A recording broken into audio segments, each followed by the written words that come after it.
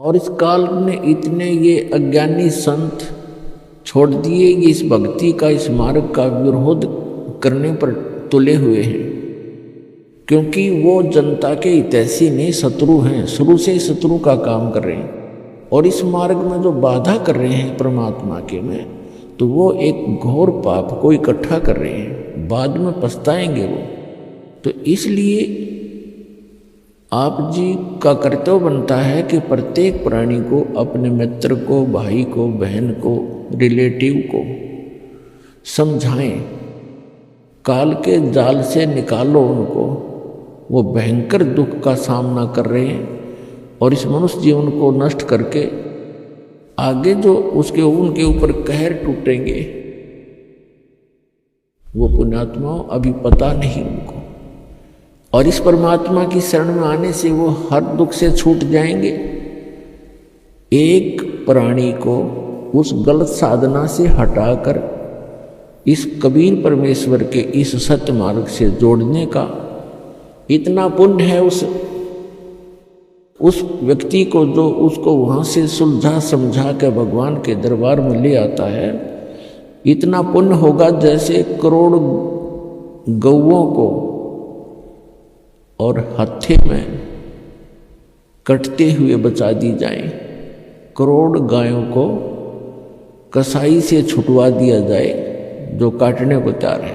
इतना पुण्य होगा उस व्यक्ति को जो एक प्राणी को यहाँ लाकर जोड़ देगा, क्योंकि उस भोली आत्मा को ज्ञान नहीं, वो फंस गया उन नकलियों के और उनको पूर्ण संत मान करके उनके चिपका हुआ है। पूर्व संस्कार से चाहे उसको कोई लाभ भी हो रहा है तो वो ये सोच रहा है इस संत की साधना से हो रहा।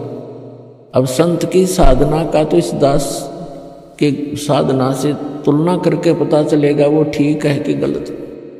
तो सत साधना ना करके गलत साधना करने से उस प्राणी के ऊपर भविष्य में कितने दुख होंगे। कभी पशु बनेगा, कभी पक्षी बनेगा।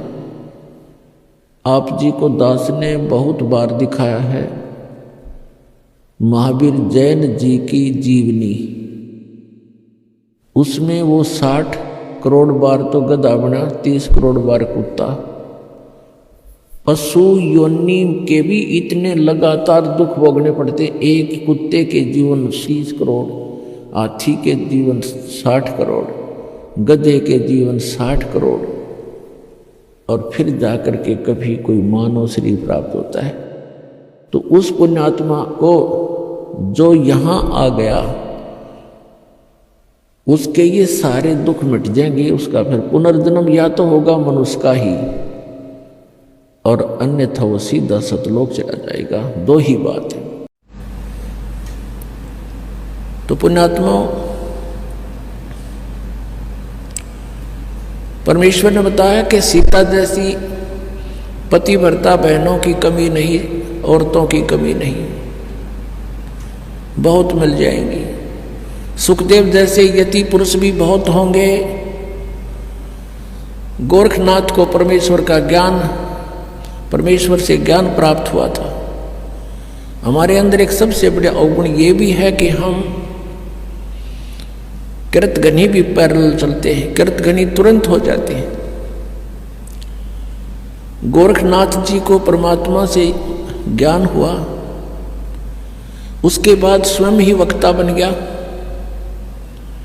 और इस परमात्मा से प्राप्त ज्ञान को जगह जगह सुनाकर और बहुत बड़ा विद्वान सिद्ध हो गया।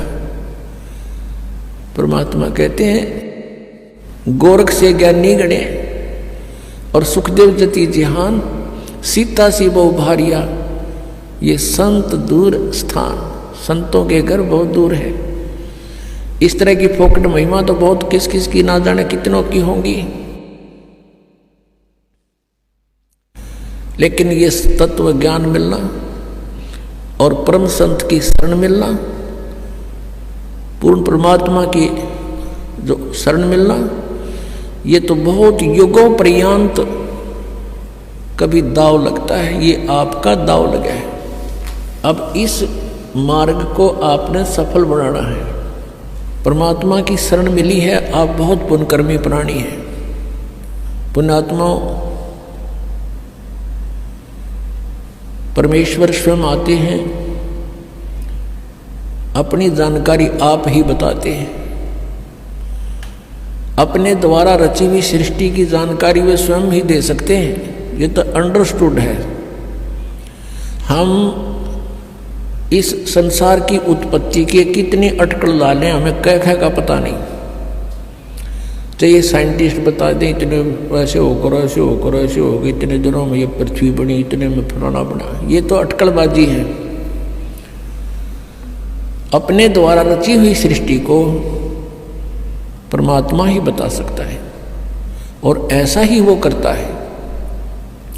इसके प्रमाण आप संत ग्रंथों में भी देख रहे हैं। पवित्र चारों वेद परमेश्वर की महिमा से परिपूर्ण है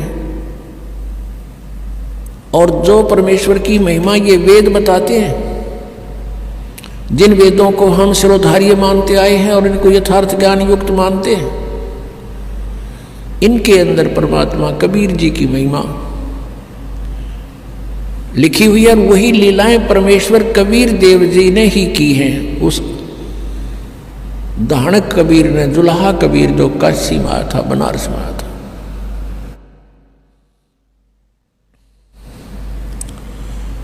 तो वो परमात्मा आके बताते हैं, मानुष जन्म दुर्लभ है, मिले न बारंबार, तरवर से पत्ता टूट गिरे वो बहोर न लगता डारे।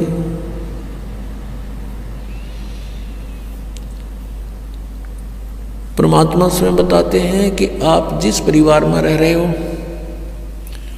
उसको जानो, एक वृक्ष है, पेड़ है, उसमें आप पत्ता लगे हुए हो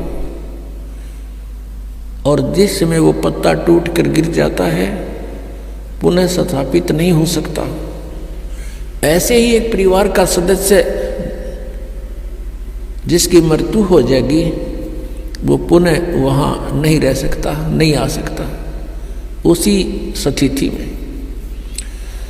तो पुण्यात्माओं, परमात्मा याद दिलाते हैं,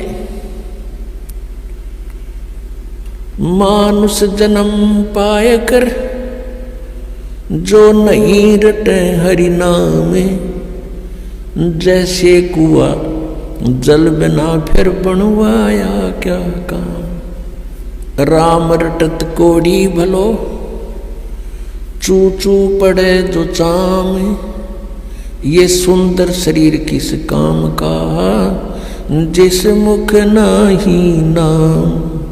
कबीर जिव्या तो आए भली जो रटे हरि नाम, नहीं तो काट के फेंक दियो यो मुख में भलो ना चाम।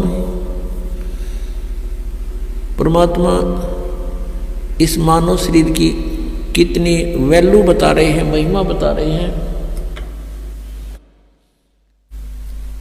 कि यदि इससे परमात्मा की साधना भक्ति करते हो तो ये मानव शरीर जी रहे हो, मानव जीवन जी रहे हो, मानव शरीर का तुम सदुपयोग करे हो।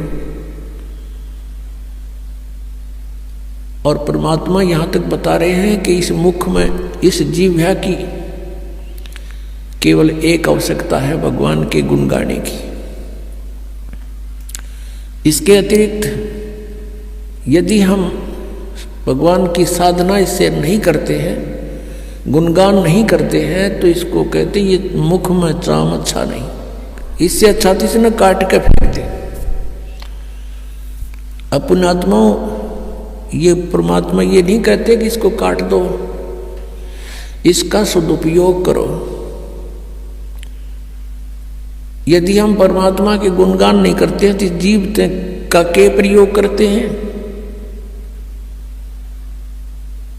कि तो झूठ बोल रहे पेट के लिए, किसी को ऐसा वचन कह देते हैं जैसे कहते हैं, परमात्मा कहते हैं हित पराई आत्मा और जीव बांध तलवार।